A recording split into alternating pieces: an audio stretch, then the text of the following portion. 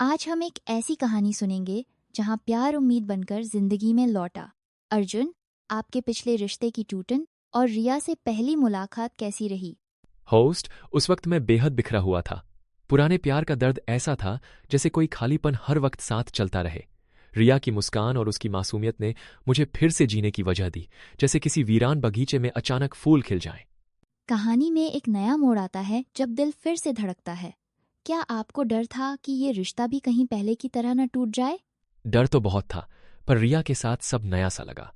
उसने मुझे भरोसा दिया कि जिंदगी फिर से खूबसूरत हो सकती है, जैसे सर्दी की लंबी रात के बाद पहली धूप दिल को छू जाती है। इसी उम्मीद से रिश्ते की शुरुआत हुई, पर आगे का सफर कैसा रहा? चलिए अगले हिस्से में जानते हैं। 5 साल कोई छोटी बात नहीं होती। अर्जुन, इतने लंबे समय में आपने और रिया ने क्या क्या जिया और किन बातों ने इस रिश्ते को खास बनाया? हर दिन अपने आप में एक नई कहानी थी। कभी साथ में बारिश में भीगना, कभी छोटी छोटी बातों पे लड़ना, लेकिन उन झगड़ों के बाद एक दूसरे के गले लगना, वही तो असली प्यार था। लंबे रिश्तों में अक्सर छोटी छोटी बातें भी बड़ा असर छोड़ जाती हैं। क्या आपको लगता है कि इन छोटी बातों ने आपके रिश्ते को मजबूत किया या कहीं कहीं दरार भी डाली? सच कहूं तो दोनों ही। जितना प्यार बढ़ा, उतनी ही उम्मीदें भी। कई बार उसकी कोई बात चुप जाती, पर माफ कर देता था, क्योंकि उसके बिना खुद को अधूरा महसूस करता था। इंसानी रिश्तों की इसी जटिलता में अगला सवाल जुड़ता है, गलतियों और माफियों की कहानी। प्यार में गलती होना आम है, लेकिन बार बार माफ करना एक अलग ही कहानी है। अर्जुन, रिया की गलतियों और झूठों को आप कैसे देखते हैं? हर रिश्ते में गलतियां होती हैं, पर जब बार बार वही बातें दोहराई जाएं तो दिल थक जाता है। मैंने रिया के गुस्से, झूठ और दूर जाने को स्वीकारा, क्योंकि मैं उसे खोना नहीं चाहता था। कुछ लोग कहते हैं बार बार माफी देना खुद के साथ नाइंसाफी है। क्या आपको कभी लगा कि आपने अपनी हद से ज्यादा सह लिया? शायद हाँ। कभी कभी सोचता हूं, शायद मेरा प्यार ही मेरी कमजोरी बन गया। पर उस वक्त दिल कहता था, अगर एक बार और माफ कर दूं, शायद सब ठीक हो जाए। माफियों की यह सीमा कब टूटती है? इसी मोड़ पर चलें अगले हिस्से की ओर, विश्वासघात और टूटन की ओर। आपने बताया कि रिया अपने एक्स के पास लौट गई।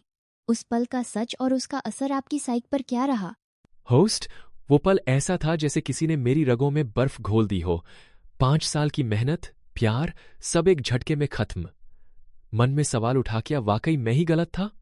कुछ शोध बताते हैं कि धोखा खाने के बाद आत्मसम्मान पर गहरा असर पड़ता है।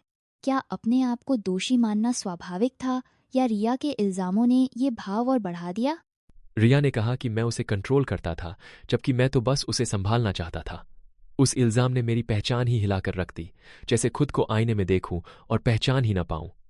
कहते हैं ऐसे वक्त में इंसान खुद से सबसे बड़ा युद्ध लड़ता है। चलिए अब बात करते हैं इस दर्द के बाद की रातों की।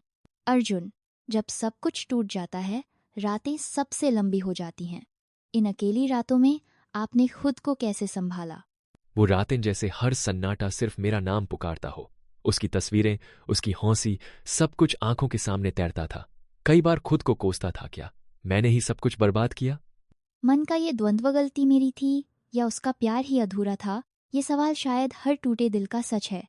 क्या आपने कभी खुद से यह सवाल किया कि प्यार गलती है या जरूरत? बहुत बार। हर रात खुद को समझाता था कि प्यार कभी गलती नहीं होता।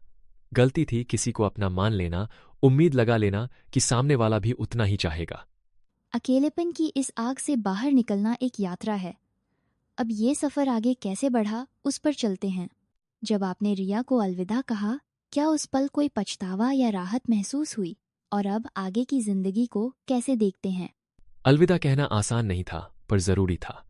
पछतावा है कि मैंने सब कुछ खो दिया, पर राहत भी है कि अब खुद को फिर से ढूंढ सकता हूं। शायद यह दर्द ही मुझे नया रास्ता दिखाएगा। कई मनोवैज्ञानिक मानते हैं कि गहरे दर्द के बाद इंसान में बदलाव आता है। कभी जख्म उसे मजबूत बनाते हैं, तो कभी और भी संवेदनशील। आपका अनुभव क्या कहता है? ये सच है। अब जब रिया सिर्फ यादों में है, तो खुद को एक नए नजरिए से देख पा रहा हूं। अब जानता हूं कि प्यार की सबसे बड़ी सीख है सबसे पहले खुद से प्यार करना। शायद यही कहानी की सबसे बड़ी सीख है। दर्द के बाद भी हर दिल को फिर से धड़कने का हक है।